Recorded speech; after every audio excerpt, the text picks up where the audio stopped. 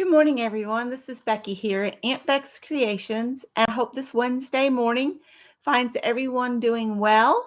I have a very short haul that I want to share with you, and let's get started. The first thing I spotted, and I didn't even walk away, I just picked it up, even though it's a piece of furniture. Let me give you a little backstory of why I've been looking for this item. I have I don't remember, a Dieffenbachia or one of those plants that vines out. I have one by my kitchen sink that I had at the cottage in the bathroom, and it never really grew very well in the little bathroom up there. But when we came back down here, I just plunked it down on the kitchen counter. Well, it's sprawling, and the other day, Scott saw where it had gone up behind the cabinets and had come out by the window. So I said, it's really time to find a stand for this plant to live on. Good morning, Safia. Good morning, Sandy.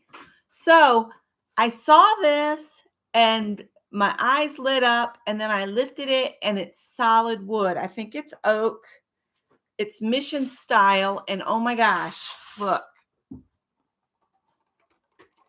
look at this table. It's got a little paint on it right here, but I can get that off.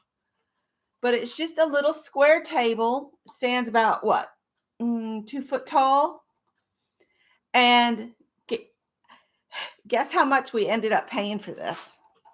Well, as usual, the Goodwill uses packing tape. So I used my heat gun to get the sticky stuff off, because if you pull this on this old furniture, it'll pull the finish right off. So I just heated the tape up a little bit and slowly pulled it off.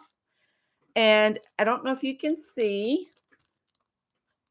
No, but it's ticketed with $20.99, but it was Old Fart Tuesday.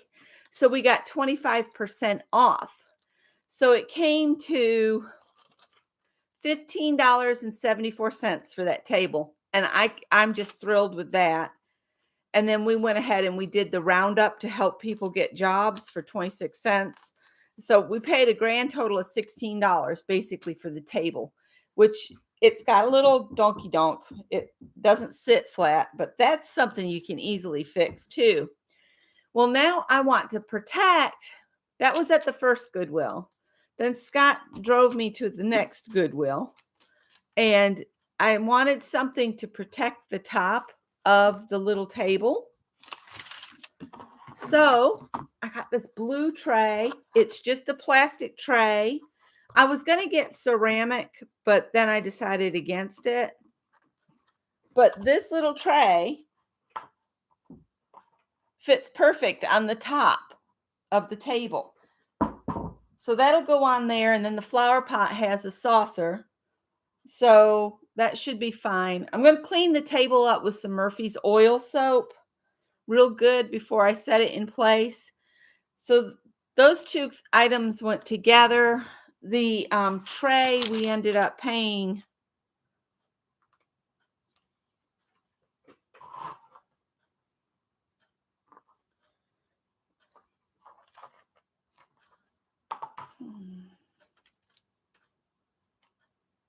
$1.49 for that, because it was $1.99 and we got 25% off. And then I found a skein of yarn for $1.99. This is Lion Brand's Hometown. And I ended up paying, it's got a green tag. So the green tags were the color of the week. So they gave me 25% off. So I didn't get my senior discount on top of that. I just got the color of the week discount. So I paid $1.49 for this skein of yarn. And then the last thing we got, and I'll look at chat here in just a sec. Scott spotted the Pelican Shakespeare, A Midsummer's Night's Dream. And it was $1. And then we got a purple senior discount of 50% off. So Scott got this book for 50 cents. But then we turned around and we let them round it up for 52 cents. So our grand total was $4. $4 at the second Goodwill. So he wanted to rescue Shakespeare from going to the dump or wherever the cast aside things like that go. So that's what we spent. One of these I have to put in the checkbook and the other one I don't because we paid cash. This one can go in the trash. So that was my Goodwill haul. That was it. But that table, oh my gosh, I am so thrilled with that table. I would bring the plant in, but she's so massive. I'm going to have to rig some strings and stuff to pull all her arms up so she can go up somewhere. I'm still thinking of where I'm going to set this. So, wow. Good morning to everyone. Hi, Heather. You're up very early for you. Scott left for work about 15 minutes ago. He has to be there by 7, and it's a 45-minute drive. Let's see here. Hi, Leah. Yes, the table is absolutely stunning.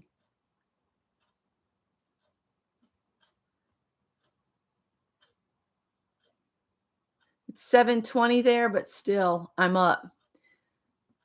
Well, yeah. We get up at 5 o'clock, and usually by 6, he's out the door. It's 5:20 in Kansas. Wow, you're up early, Sandy. Do y'all want to see the fabric I pulled for this week's dresses? I'm going to be cutting dresses for a little bit, but then I need to put shorts and a t-shirt on and go mow the lawn before we get in trouble for having too long of grass. Don't get me started. But anyway, this week's pattern that I'm going to use for the little dresses is another one that I got thrifting that was cut at a size 14, but the size 12 was still there. So I was able to get pattern pieces for size 12 and for size 14, which I have traced. I traced them out. This is the instructions for the pattern. That's the pattern. It's McCall's 2074. And what I'm going to do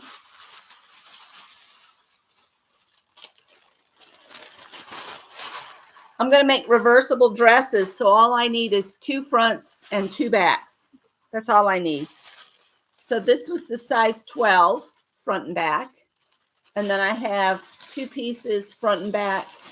And I'm not going to put sleeves on them. You can make them with short sleeves, but I'm not going to do that because I want to just make them as quick reversible sundresses. And this is the size 14. You can shorten it. What I'm going to do is the short line is really too short for the program. It's way above the knee. And this is almost a maxi length. So I'm going to draw a line halfway between, and that's how long I'm going to make my dresses. So I'll just fold up the bottom so I keep the pattern piece intact in case somebody wants a longer dress, in my future. But okay, let me show you. Leah says, of course. All right, this is a stack of fabric. So for the first little dress, one side will be these poppies. And then if you flip the dress, it'll be this. And I think this one will have to be a size 12 because of the quantity of fabric I have. But I'll put pockets on both sides and I'll put a label on both sides so that, whoever's around them knows no matter which way they wear their dress, it'll have a label on it. So that'll be dress number 1. Now, this I meant to turn the other way, but anyway. Ladybugs on one side, cute birds on the other. So This will be one dress. This will be the other dress. 2 dresses in one. I'm really taking the whole reversible thing to heart. So I'm going to do another one. So that's 2 dresses. And then this is the fabric. My sister Rhonda had given me a gift card for Joann's for my birthday one year. So I took it and this was last year, and I bought some fabric, and then I got so sick. So I'm going to make a reversible dress out of monarch butterflies, and then this on the other side. So that's the 2 dresses. And because this one and the one that I just showed you, I might just make pockets out of, put this fabric on the butterflies for the pocket, and then put the butterflies on this fabric so that the pockets are visibly seen, which my mother-in-law didn't understand. The reason that you want the pockets to be different is so that it's easy to see the label that the children have been educated in human trafficking. Now, this fabric I have quite a bit of because I bought what they had left at Hobby Lobby last year. So a lot of this fabric you're seeing is stuff I bought last year for this program. But then I got so sick and I only ended up making 4 dresses because I just couldn't do anything. So I've got zebras. And then I got this thrifted fabric for the other side, which is a light pink gingham check. So one side will be the zebras and one side will be gingham. And then if I have enough of the gingham here, which I think I do, to make another dress, I had this also. So one side this and one side this. And I think those 2 go really well. So if not, I have plenty of this zebra that will make more dresses with zebras. But yeah, those are some dresses there. So what are we at now? There's 1, 2, 3, 4, 5 dresses. And then the last dress will be made with fabric Mary had sent me. And this one I want to make in a size 14 for a big girl. This has like flowers and vegetable seed packs. And then I think this was a thrifted fabric, and I hope I have enough. This for the other side, because look how good they go together. So I'm going to do 6 dresses. I think that's what this is. I actually have some more fabric over there, but we'll see how far I get this week. And the reason I'm doing these all with the same pattern is I can cut out I'll do all of the cutting in one day, and then the next day I'll put the fabrics that will use the same kind of thread together, and I'll just sew them both at the same time. So like if I'm doing shoulder seams, I'll do all the shoulder seams, all the side seams, anything this might need, the pockets, all of that. So this dress did not come with pockets on it. So I don't know whether to put small heart pockets or if I should draw a bigger heart to make heart pockets for it, or just do some little patch squares. I don't know. We'll see what I come up with. So that's my plans for this week. And I just wanted to share my haul, and say I hope you all have a great day. Let me see what you guys have been saying over here.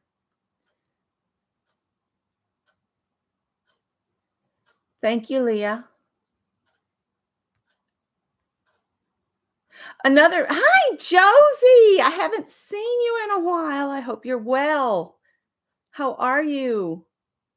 I love it when somebody I haven't seen in a long time pops into a chat.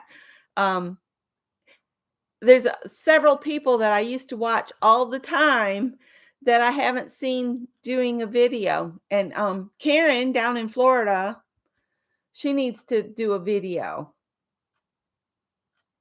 The pink is fun, isn't it? Heather wants a zebra dress. Good morning, Pam.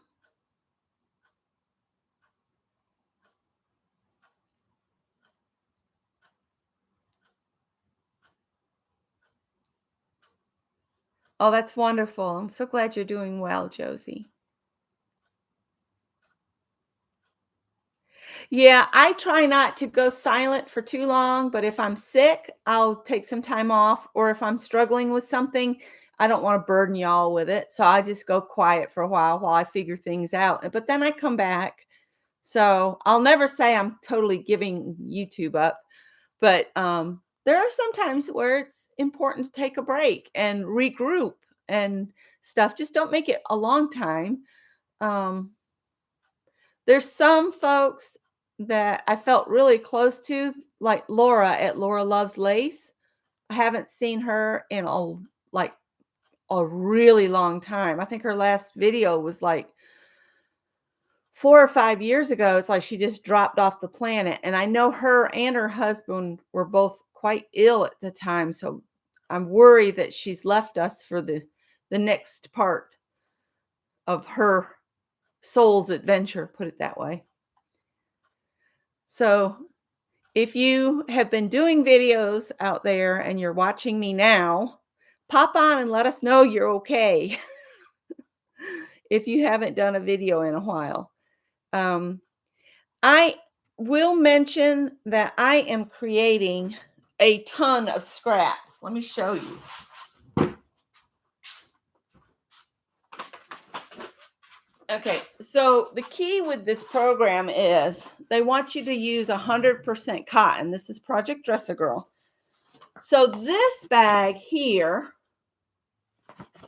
is full of pieces big enough that I can get some little 3-inch squares out of, and I'll show you. I'm cutting them into 3-inch squares. At least I think these are 3-inch. Let me make sure. Yes, little 3-inch squares. And this was from the first batch of dresses. So I've got this many. And what I'll do is I'm going to separate these by the rainbow colors, put the reds, the orange, the yellow, green, blue, blah, blah, blah, together. And then I'll be able to do a scrappy quilt with these as a remembrance of making the dresses this year. And I did that the first year. I am planning on that very first quilt. Where I have stopped is I had cut out a bunch of the hearts, and I was going to kind of put the hearts appliqued on top of the quilt. So that's where that's set for all this time. So that's a quilt in works. So that's what this bag is for. So anything I cut off from here, I'll cut my 3-inch squares, and the crumb pieces, the smaller than I can get a square out of, they are going in this bag. This is just crumbs. This is stuff you can do scrappy projects with. And Janet Nash mentioned maybe we should do a scrappy bit project in September. So that's what this bag will be for, is scrappy projects starting in September. And I've got some good ideas.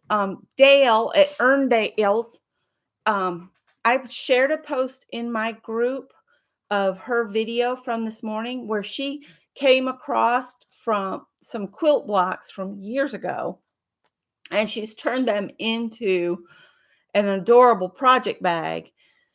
And so I was thinking maybe we would do some crumb blocks on paper, and I'll show you guys how to do that. It's really easy, and you don't really have to think. You just grab something out of your bag and sew it down and go. We'll do that together. So that's a plan. I was thinking we could even just create a piece of crumb material just on paper. The reason I'm saying you do it on paper is When you sew to the paper, it stabilizes any bias edges. And then once you get your piece to a finished state where everything is sewn together, you can gently peel off the paper because your sewing machine needle perforates the paper. So it's perforated paper. So it usually it'll just rip right off. It does take some time to remove all the paper when you're doing something with crumbs, but it's fine. Once you remove the paper, if you want to stabilize it, you can put some iron-on interfacing across the back, and that'll keep everything from shifting around. But we'll do that when we do the project. So that's some things to look forward to on this channel. And I just wanted to share that because Janet had brought it up in a comment, and I was like, great idea. I can use up these crumbs. Now, another thing you can do when you get to pieces even smaller, you can set them aside and use those to stuff something else. So like if we wanted to, we could create a piece of fabric, okay, even on multiple pieces of paper, and then we could maybe find a pattern for like a teddy bear, make the teddy bear, and then anything you have left, you could add to his stuffing. So nothing has to really go to waste. You can always use it. And I think it would be fun for us to make a scrappy teddy. So I will check into that. I'm going to look for some free patterns online that you guys could just print off to do the teddy bear. But I'll let you know what I find. And I'm getting very winded for some reason. I don't know.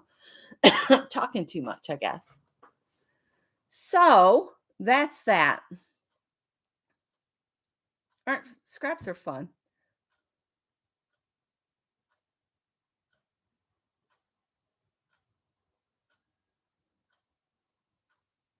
Oh, that's cool too. Sandy's talking about making a scrappy tablecloth. Yeah, that would be great. And if it was thin, or you can do what I call picnic quilts, which are nothing but a scrappy top and a piece of flannel on the back, and then you can stitch on it or not. The whole reason to do some kind of stitching or quilting is to hold the layers together. But when they're lightweight like that, they're great for a summer blanket when you don't need a lot. If you don't use flannel on the back and you just use like a muslin or a calico on the back, then it's real light when you don't put any batting in it, and it makes a nice spring summer coverlet or quilt, or just something to have on the bed to cover the sheet. And I know a lot of people are getting away from using the top sheet, which I don't understand. The top sheet is there to protect your blanket so you don't get as much skin oils and dead skin cells on your blankets. That's what the sheet's for. Anyway, don't get me started. So, all right, I'm going to let you guys go. I still haven't worked on my dress. It's back there, but my focus right now is these dresses. But the sun is up, so I need to go put shorts and a t-shirt on and get my yard sneakers on they're just the nasty shoes you keep to do yard work. I need to go mow the lawn. So I'll talk to you guys later. I've rambled enough. Thanks for joining me, and I hope you enjoyed seeing what we got thrifting and my plans for this week as far as my sewing. Have a great day, everybody. Bye.